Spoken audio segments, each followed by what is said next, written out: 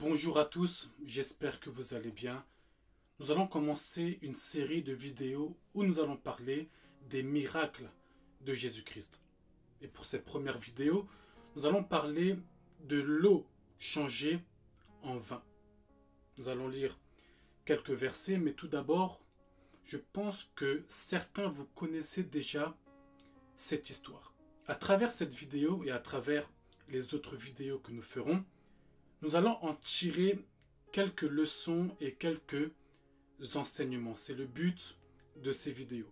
Tout d'abord, allons dans la parole de Dieu, dans Jean chapitre 2, le verset 1er à 11. Si tu n'as pas ta Bible, prends-la et lis avec moi. On nous dit, 3 jours après, il eut des noces à Cana en Galilée. La mère de Jésus était là, et Jésus fut aussi invité aux noces avec ses disciples. Le vin ayant manqué, la mère de Jésus lui dit, « Ils n'ont plus de vin. » Jésus lui répondit, « Femme, qu'y a-t-il entre moi et toi? Mon heure n'est pas encore venue. » Sa mère dit au serviteur, « Faites ce qu'il vous dira. » Or il y avait là 6 vases de pierre destinés aux purifications des Juifs et contenant chacun 2 ou 3 mesures. Jésus leur dit, « Remplissez d'eau ces vases. » Et ils les remplirent jusqu'au bord. « Puisez maintenant, leur dit-il, et portez-en à l'ordonnateur du repas. » Et ils emportèrent. Quand l'ordonnateur du repas eut goûté l'eau changée en vin, ne sachant d'où venait ce vin, tandis que les serviteurs qui avaient puisé l'eau le savaient bien, il appela l'époux et lui dit, « Tout homme sert d'abord le bon vin, puis le moins bon, après qu'on s'est enivré. Toi, tu as gardé le bon vin jusqu'à présent. » Tel fut à Cana en Galilée le premier miracle que fit Jésus. Il manifesta sa gloire et ses disciples crurent en lui. Donc, ce qu'il faut retenir premièrement par rapport à cette histoire, c'est que l'eau changée en vin était le premier miracle de Jésus-Christ. Ce n'est pas moi qui le dis, c'est la parole de Dieu qui le dit. Et dans cette histoire, Jésus se rend aux noces de Cana. Et lorsqu'il se rend dans cet événement festif, on remarque qu'il manque du vin. Marie, sa mère, lui fait la remarque. Il manque du vin. Donc Jésus donne quelques instructions, allez puiser l'eau, faites ceci, faites cela, pour que le miracle puisse avoir lieu. Maintenant, la question qu'on doit se poser, même les questions qu'on doit se poser, c'est que de cette courte histoire, quelles sont les choses que nous devons retenir? Quel enseignement on peut en tirer? Lorsque nous lisons les versets que nous avons donnés, il y a des choses qu'on peut retenir. Premièrement, la première chose qu'on peut retenir, c'est que lorsque Jésus arrive quelque part, les choses changent. L'eau a été changée en vin parce que Jésus-Christ était là. C'est lui qui a fait le miracle. Donc, sa présence a amené un événement davantage festif. Donc, les noces étaient davantage festives à cause du miracle que Jésus-Christ a fait. Donc, la présence de Jésus a amené un changement dans la fête. Parce que dans la fête, il manquait du vin. Mais sa présence a amené un changement. Lorsque vous invitez, parce que Jésus-Christ a été invité aux noces, ce qui veut dire que lorsque tu invites Jésus-Christ dans ta vie, les choses vont changer. Ta vie va changer. Lorsque tu invites Jésus-Christ dans tes projets vont changer. Lorsque je dis que tes projets vont changer, ils vont changer dans le bon sens. Non pas que les équations vont changer, non pas que les calculs vont changer, mais ce qui va apporter un plus, il va apporter un plus dans tes projets. D'où viendra le changement? Lorsque tu invites Jésus-Christ dans ton couple, dans ton mariage, les choses vont changer. Souvent le problème, c'est que on veut faire une fête sans la présence de Jésus. On veut faire une fête sans l'inviter. On nous dit bien que Jésus a été invité. Et son invitation sa présence a amené à la fête quelque chose qui manquait. Parce qu'il manquait du vin. Donc, il y avait un vide dans cette fête. Et Jésus est venu apporter ce qui manquait à cette fête. Donc, il a comblé ce vide. Il y a des choses qui te manquent dans la vie. Il y a des choses, tu sens un vide. Tu as besoin de la présence de Jésus. Tu as besoin de l'inviter pour qu'il puisse combler ce qui manque. Certains vont dire, mais je suis déjà heureux. Lorsqu'on parle des noces, on parle d'un événement festif. Donc les gens étaient joyeux, si je peux ainsi m'exprimer. Je peux imaginer que les gens discutaient, rigolaient. Mais la présence de Jésus a apporté une autre différence. Tu peux être davantage heureux, davantage heureuse. Il se peut même que ce que tu vis n'est pas le maximum. Parce qu'ils auraient pu passer une fête sans vin. Ils l'auront fait la fête. La fête, ils l'auront, ils auront vécu la fête.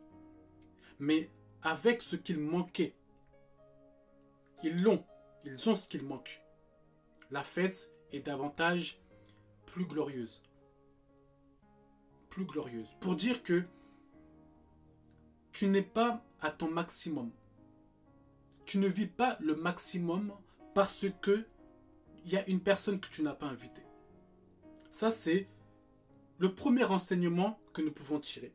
Le deuxième enseignement que nous pouvons en tirer, c'est que les miracles sont importants et attirent les cœurs vers le Seigneur. Lorsque nous lisons cette histoire, on nous dit à la fin, il manifesta sa gloire et ses disciples crurent en lui. Ils n'ont pas cru en lui parce qu'il a annoncé la parole. Ils ont cru en lui par rapport à ce qu'ils ont vu. Ok, je répète, ils n'ont pas cru en lui parce qu'ils ont entendu la parole. Ils ont cru en lui à cause de ce qu'ils ont vu. Et qu'est-ce qu'on doit retenir de cela? C'est vrai que certains, vous avez des préférences. Certains préfèrent la parole, d'autres préfèrent les miracles, les prodiges, le surnaturel et négligent la parole. D'autres préfèrent la parole et négligent les miracles, négligent les prodiges en disant que non, ça ne vient pas de Dieu, c'est du n'importe quoi. Il faut avoir un équilibre. Jésus-Christ, lorsque vous lisez la parole de Dieu, vous allez voir que Jésus-Christ enseignait. Il enseignait devant la foule, il enseignait aux disciples, il parlait en parabole, il était sur une barque, il enseignait. Mais Jésus-Christ multipliait aussi le pain et le poisson. Jésus-Christ a guéri la femme qui avait la perte de sang. Jésus-Christ, et nous allons voir d'ailleurs après, dans toutes ces vidéos qui vont sortir, nous allons voir les miracles de Jésus-Christ. Donc Jésus-Christ a fait des miracles.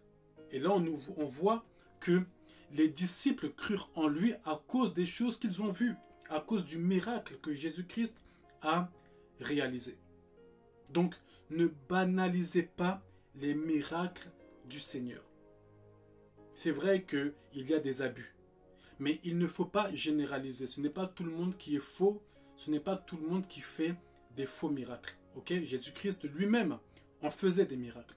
Okay? Donc, il faut prendre en considération et se dire que les miracles sont importants. Vous savez, vous pouvez parler de Jésus à une personne. Elle va dire ok. Mais le jour où, par exemple, elle-même ou sa propre fille, qui avait le cancer depuis sa naissance, et les médecins l'avaient confirmé, le jour où le Seigneur va guérir son enfant, qui a eu un cancer depuis sa naissance, et les médecins qui ont très bien étudié, les plus grands médecins du pays, ont confirmé qu'elle avait un cancer de stade 4, disons. Quand le Seigneur guérit son enfant et que les médecins confirment que le cancer a disparu, cette personne-là peut croire en Dieu. Juste à cause de ce qu'elle a vu. à cause de ce qu'elle a vécu. Donc, ne négligez pas les miracles. Ne négligez pas cela. La troisième leçon, le troisième enseignement que nous pouvons en tirer, c'est que suivre les instructions du Seigneur amène à notre épanouissement. Pourquoi? Parce que lorsque vous lisez cette histoire de l'eau changée en vin, le miracle ne s'est pas fait du tic au tac. Je vais m'exprimer. Le Seigneur a donné des instructions. Lorsque vous lisez, on nous dit qu'il fallait prendre 6 vases de pierre. Il fallait les remplir d'eau. Vous voyez, il y a des choses que le Seigneur a recommandées. C'est après qu'il y a eu le miracle. Donc, ce qui a amené au miracle, à l'épanouissement de la fête, c'était de suivre les instructions que le Seigneur avait données. Certains, vous vivez l'échec. C'est-à-dire qu'il y a des choses que vous ne vivez pas parce que vous ne suivez pas les instructions du Seigneur. Je parle en tant qu'Église. Je parle en tant qu'homme de Dieu, en tant que serviteur de Dieu. Je parle en tant qu'enfant de Dieu. Vous ne suivez pas les instructions du Seigneur. Vous êtes une Église. Le Seigneur donne des instructions. Vous ne les suivez pas. Vous êtes homme de Dieu, serviteur de Dieu. Le Seigneur vous donne des instructions. Vous ne les suivez pas. Vous êtes enfant de Dieu, c'est-à-dire vous êtes par exemple un fidèle, un simple fidèle. Le Seigneur vous donne des instructions. Vous ne les suivez pas. Et souvent on s'étonne de se prendre un mur ou de tourner à l'échec. C'est parce que on ne suit pas les instructions du Seigneur. Imaginons qu'ils n'avaient pas pris les 6 vases de pierre et qu'ils n'avaient pas rempli ces vases d'eau. Est-ce qu'il y aurait eu le miracle? Je ne sais pas. Peut-être que le Seigneur aurait agi autrement. Mais lorsque nous lisons, nous voyons que le fait qu'ils ont suivi ces instructions, le miracle a eu lieu. Il y a des choses que vous ne vivez pas, des choses qui ne se réalisent pas, parce que vous ne suivez pas les instructions que le Seigneur vous a données. Il y a des choses que le Seigneur vous a dit depuis un moment. Il y a des choses que le Seigneur vous a dit hier. Il y a des choses que le Seigneur vous a dit aujourd'hui. Est-ce que vous les avez réalisées? Il y a des miracles qui n'ont pas eu lieu. Il y a des choses qui ne se sont pas réalisées. Souvent, on met la faute sur les autres, alors que c'est notre propre faute. C'est notre désobéissance. Pourquoi? Parce que nous voulons faire les choses à notre manière. Vous savez, l'homme est têtu. L'homme cherche toujours à s'en sortir seul. Et le problème est ici. Le problème, c'est lorsque nous cherchons nous-mêmes à nous en sortir. Et le problème, c'est que nous sommes limités. Nous sommes très limités. Donc voilà, j'espère que cette vidéo vous a fait du bien et que les leçons dont nous avons tiré de cette histoire vous ont enseigné. Que Dieu vous bénisse.